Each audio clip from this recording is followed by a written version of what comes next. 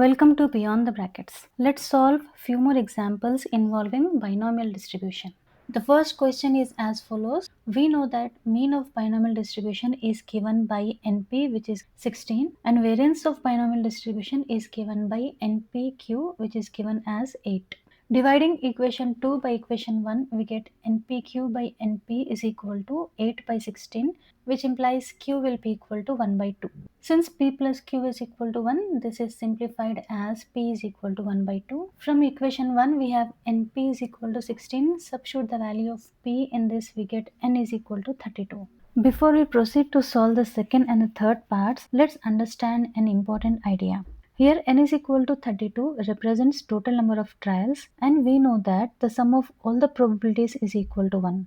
That means P of x is equal to 0 plus P of x is equal to 1, so on up to P of x is equal to 32 is equal to 1. In the third condition, we are asked to find P of x greater than 2. That means P of x is equal to 3 plus P of x is equal to 4 up to P of x is equal to 32. Calculating all these will be very lengthy. Instead, this can be written as 1 minus P of x is equal to 0 plus P of x is equal to 1 plus P of x is equal to 2. That means we are using complement rule where P of x greater than 2 can be written as 1 minus P of x less than or equal to 2. Similarly, in the second case, we are asked to find P of x greater than or equal to 1, which means P of x is equal to 1 plus P of x is equal to 2 up to P of x is equal to 32, which will be too lengthy to calculate. So instead, using complement rule, we get P of x is greater than or equal to 1 as 1 minus P of x less than 1. That means 1 minus P of x is equal to 0. This is the same idea that we used in the previous examples.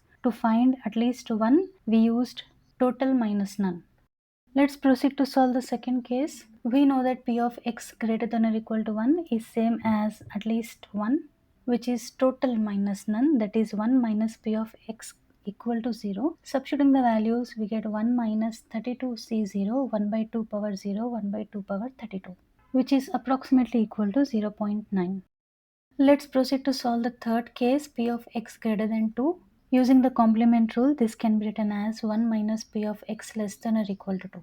Note that since the equal to sign is not included on the left side, it will be included on the right side. So this simplifies to 1 minus P of x is equal to 0 plus P of x is equal to 1 plus P of x is equal to 2. Substituting the values, we get 1 minus, for P of x is equal to 0, it's 32c0, 1 by 2 power 0, 1 by 2 power 32. For x is equal to 1, it's 32c1, 1 by 2 power 1, 1 by 2 power 32 minus 1, that is 31. For P of x is equal to 2, it's 32c2, 1 by 2 power 2 and 1 by 2 power 32 minus 2, that is 30. 1 by 2 power 32 is common in all the terms and all the terms simplify to 0.9. Moving on to the next question, determine the binomial distribution for which mean is 4 and variance is 3. We know that mean for binomial distribution is given as NP, which is 4, and variance of binomial distribution is given as NPQ, that is 3. Dividing equation 2 by equation 1, we get NPQ by NP is equal to 3 by 4, which simplifies as Q is equal to 3 by 4. Since P plus Q is equal to 1, substitute the value of Q to get P is equal to 1 by 4. To find the value of n, consider equation 1, np is equal to 4. Substitute p as 1 by 4 to get n is equal to 16. Since the binomial distribution is given as p of r is equal to ncr p power r q power n minus r, substituting the values of n, p and q, we get 16cr 1 by 4 power r 3 by 4 power 16 minus r. The next question says, if 3 of 20 tires are defective and 4 of them are randomly chosen for inspection, what is the probability that only one defective tire will be included?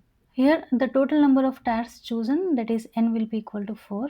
We need to find the probability of getting a defective tire, so we consider a defective tire as a success, which is denoted by P, given as 3 by 20. Since P plus Q is equal to 1, so Q will be equal to 17 by 20. Probability that exactly one defective tire will be included is given by P of r is equal to 1, which gives 4c1, 3 by 20 power 4 and 17 by 20 power 4 minus 1, that is 3. All these terms simplify to 0.3685. The next question says, 2 dice are thrown 5 times. Find the probability of getting 7 as sum. Since the experiment is repeated 5 times, so n will be equal to 5. Here, getting a sum of 7 is considered as a success. Let's see all the possible combinations to get the sum as 7. If on the first die we get 1, then on the second die it should be 6. 2 on the first dice implies 5 should be on the second dice. 3 on the first dice implies 4 on the second dice. 4 on the first dice implies 3 on the second die. 5 on the first die implies 2 on the second die, and 6 on the first die implies 1 on the second die.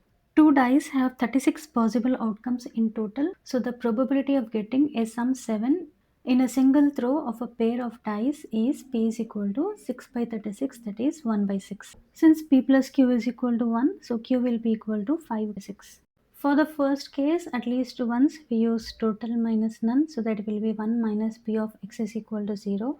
Substituting all the values, we get 1 minus 5c0, 1 by 6 power 0, 5 by 6 power 5, which simplifies to 0.5981.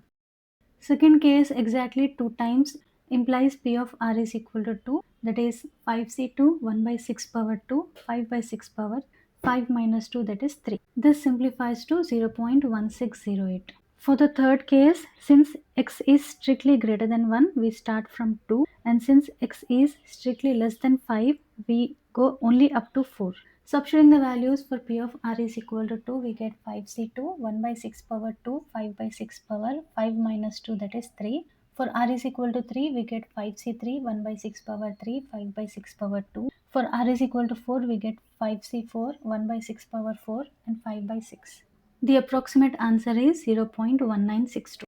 Let's look at the last question. A coin is biased in a way that head is twice as likely to occur as a tail. If the coin is tossed 3 times, find the probability of getting 2 tail and 1 head. Here it's given the probability of head is twice the probability of tail. We know that sum of all the probabilities is equal to 1, and since there are only 2 possible outcomes, head or tail, probability of head plus probability of tail will be equal to 1. Since probability of head is twice the probability of tail, this will be simplified to p of t is equal to 1 by 3, which gives the value of p of h as 2 by 3. Here we can consider either head or tail as a success. Let's consider getting a tail as a success and getting a head as a failure. The total number of trials are given as n is equal to 3. Probability of getting success, that is getting a tail in a single throw, is p is equal to 1 by 3, which implies q will be equal to 2 by 3. Probability of getting 2 tail and 1 head is given as 3c2, 1 by 3 power 2 and 2 by 3 power 1, that will be simplified as 0.2.